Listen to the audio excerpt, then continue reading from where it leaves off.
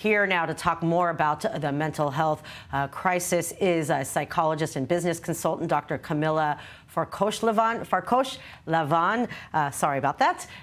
Good evening to you. Listen, obviously the past few days has been quite intense, and now we have a new terror attack that happened just a few hours ago. So it always seems there is something to re-trigger the trauma that's already there. So explain, for you as a mental health professional, being inundated with the need, not enough people to provide those services must be very, very challenging.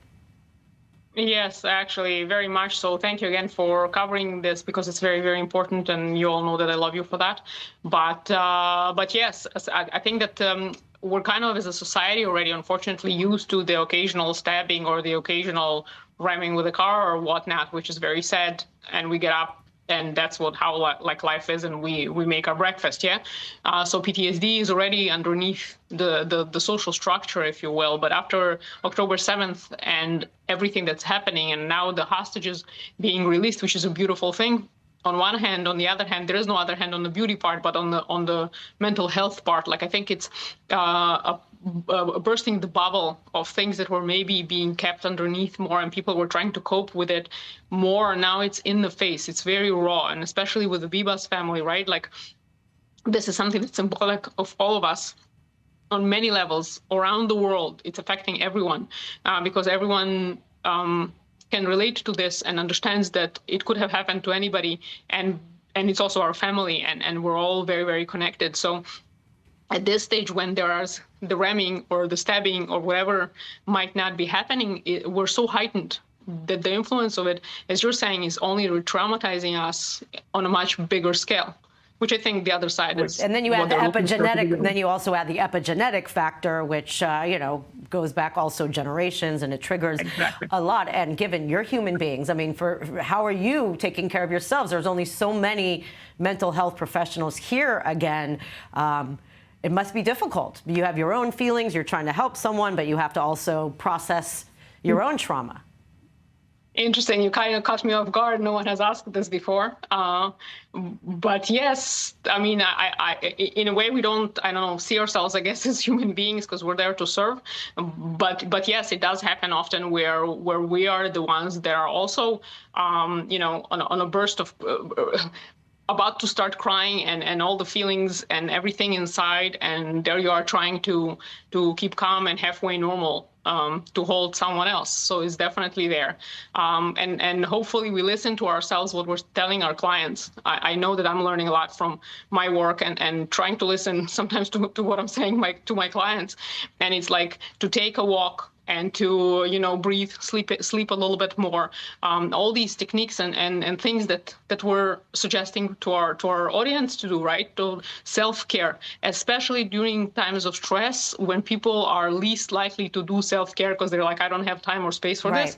That's when you need to up it, right? Eat a little bit better. Like keeping busy and trying to keep moving is just, keeping the adrenaline level up, and not necessarily, allowing for the full scope of feelings to take effect. Another question that I want to ask, I mean, we know there's different kinds of modalities that are helping.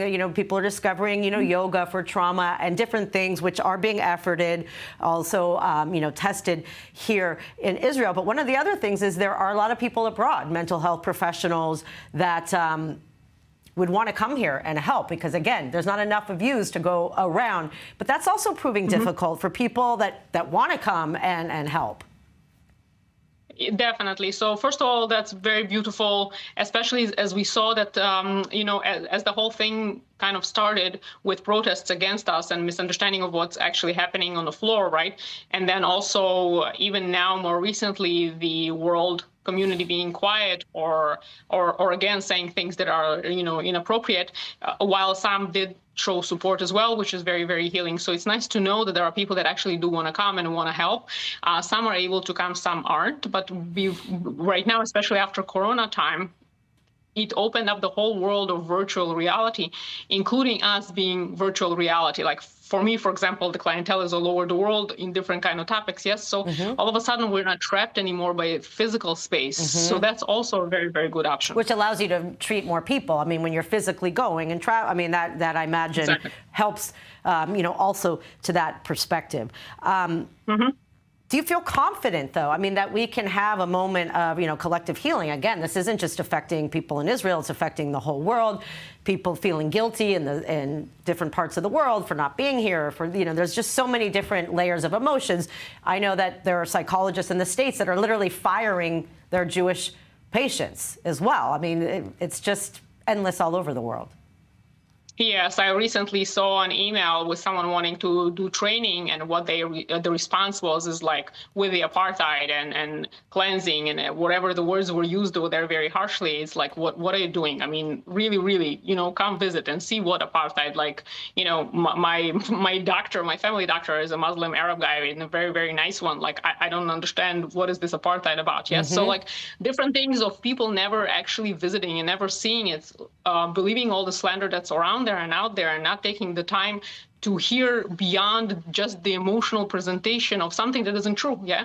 So including very educated people, and it touched also the Jewish community, where you can see this self-hatred and confusion of basically trying to like be less Jewish and feel uncomfortable for the Jewishness, and like, why are you still breathing? So it creates this trauma on top of trauma, where you can't even deal with your trauma, because like, why are you whining about your trauma? Like, it becomes, there's no space to even be. Yes. So it becomes so many layers, and it becomes generational, and what you talked about, epigenetics. Right. Thank you. But I hope that also helps us.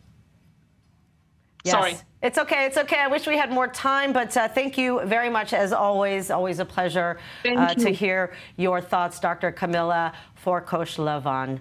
Thank you so much. Of course.